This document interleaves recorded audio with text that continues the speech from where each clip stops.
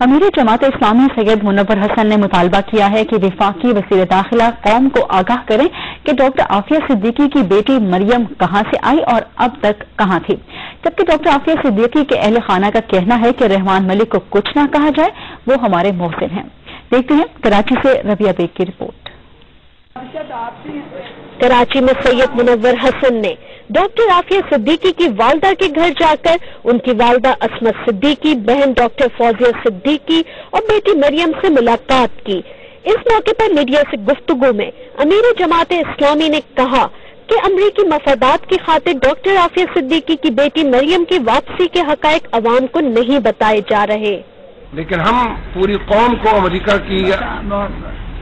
की गिरफ्त से निकालना भी चाहते हैं और उसके लिए ये बारिश का पहला कतरा होगा अगर वजीर दाखिला साहब अब तक की कार्रवाई के पर्दा उठाएं।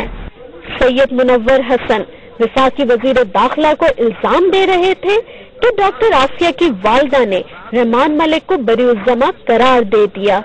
मैं ये कहती हूँ कि रहमान मलिक का मेरे ऊपर बहुत बड़ा एहसान है। अमेरिका में है, खारजा रिस्पॉन्सिबल है, पीएम साहब रिस्पॉन्सिबल है, जरदारी साहब रिस्पॉन्सिबल है।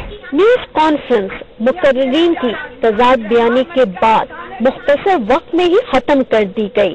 कैमरामैन यासिर आदिल के साथ रबिया बेग, जियो न्यूज, कराची।